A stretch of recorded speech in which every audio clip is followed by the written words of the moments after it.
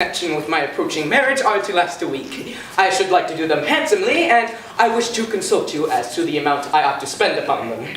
Certainly. In which of my capacities? As First Lord of the Treasury, Lord Chief Justice, Attorney General, Lord Chamberlain, Chancellor of the Exchequer, Privy Purse, or Private Secretary? Let's say as private secretary. Certainly. As your private secretary, I should say that as the city will have to pay for it, don't stint yourself. Do it well. Exactly, as the city will have to pay for it. That is your advice. As private secretary, of course you'll understand that as Chancellor of the Exchequer, I am bound to see that due economy is observed. But you said just now, don't stint yourself, do it well. As private secretary. And now you say that due economy must be observed. As Chancellor of the Exchequer. I see.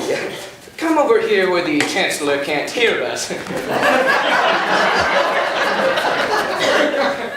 Now then, as my solicitor, how do you advise me to deal with this difficulty? Certainly. As your solicitor, I should have no hesitation in saying, chance it! Thank you, I will. Of course, you will understand that as Lord Chief Justice, I am bound to see that the law is not violated. I see. Come over here where the Chief Justice can't hear us. Now then, as First Lord of the Treasury... Certainly. As First Lord of the Treasury, I could propose a special bill that would cover all expenses. If it were not that as leader of the opposition, it would be my duty to oppose it tooth and nail. Or, as Paymaster General, I could so cook the books that as Lord High Auditor, I might never discover the fraud. But then it would be my duty, as Archbishop of Titipu, to denounce my dishonesty and turn myself in to my own custody as First Commissioner of Police. That is extremely awkward. I am not to say that all these distinguished people couldn't be squared, but it is right to tell you that they would not be sufficiently degraded in their own minds unless they were to receive a very considerable insult in the form of a bribe. The matter shall have my close consideration. But my bride and her sister's approach, and any compliment on your part, such as an abject grovel in a characteristic Japanese attitude, would be esteemed a favor. No money, no problem.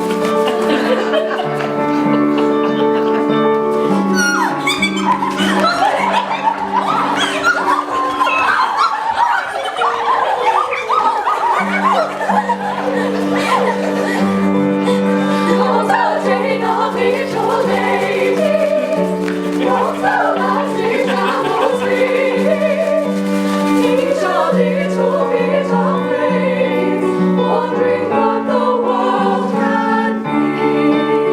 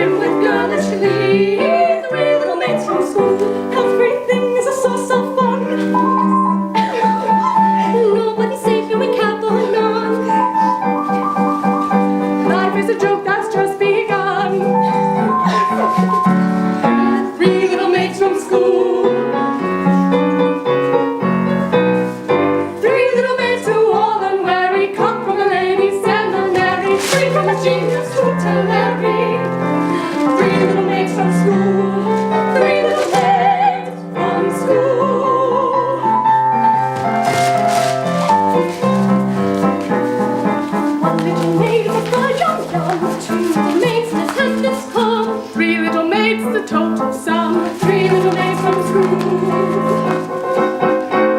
From 3 little maids take one away. 2 little maids remain and stay. Home have to wait, their little maids say. 3 little maids from school. 3 little maids from school. 3 little maids who all unwary come from a lady's seminary. 3 from a genius to Larry. 3 little maids from school. 3 little maids from school.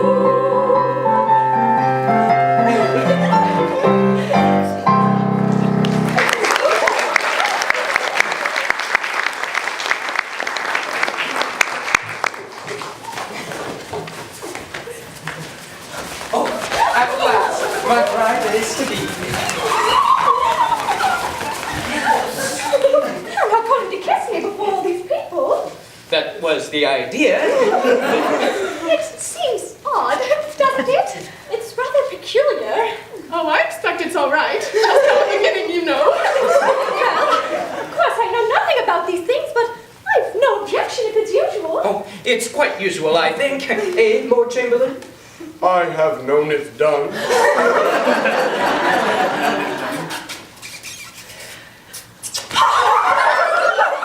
That's over.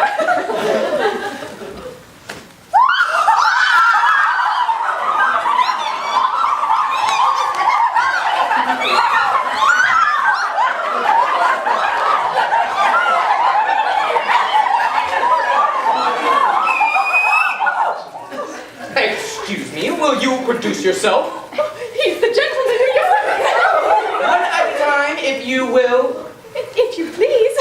He's the gentleman who used to play ever so beautifully on the Marine parade. Yes, I believe that was the name of the instrument. Sir, I have the misfortune to love your ward, Yum Yum. Oh, I know I deserve your anger. Anger? Why not a bit, my boy? Why, I love her myself. Charming little girl, isn't she? Nice hair, pretty eyes, taking little thing altogether. Very glad to hear my opinion backed by a competent authority. Thank you very much. Goodbye. Take him away.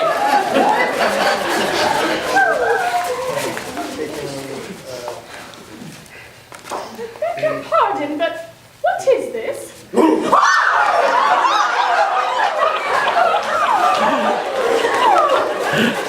Allow me to present to you. These are my 3 wards. The one in the middle is my bride-elect.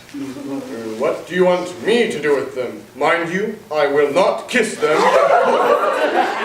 No, you shan't kiss them. A little bow, a mere nothing. You needn't mean it, you know. It goes against the grain. They're not young ladies, they're young persons. Come, make an effort. There's a good nobleman.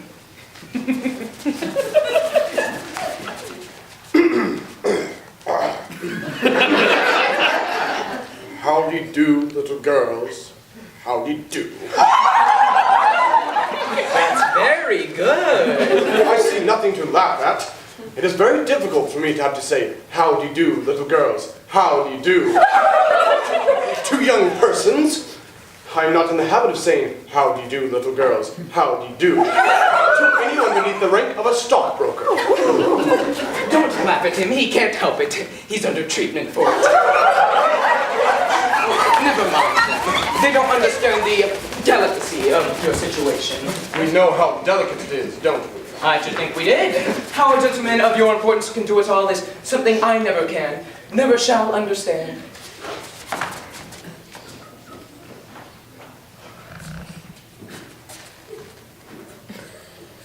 Yum Yum. Oh, at last we are alone. I have sought you night and day for 3 weeks in the belief that your guardian had been beheaded. But here I find that you are about to be married to him this very afternoon. Alas, yes. But you do not love him? Oh, alas, no. Modified rapture.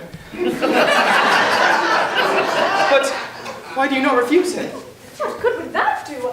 He's my guardian, and besides, he wouldn't let me marry you. Well, I would wait until you were of age. You forget that in Japan, girls do not reach years of discretion until they are 50. True. From 17 to 49 are considered years of indiscretion.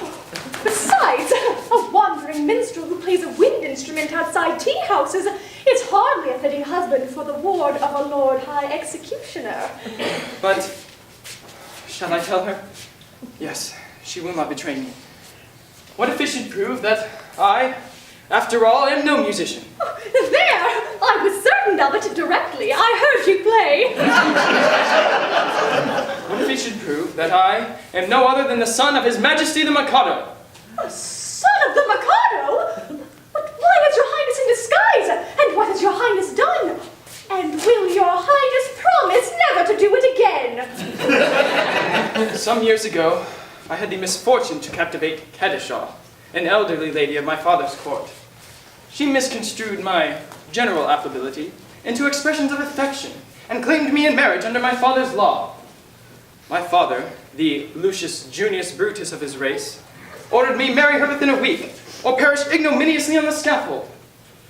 That night I fled his court, and, assuming the disguise of a second trombone, I joined the band in which you found me, when I first had the happiness of seeing you. If you please, your highness had better not come too close. The laws against flirting are excessively severe. But we are quite alone, and no one can see us.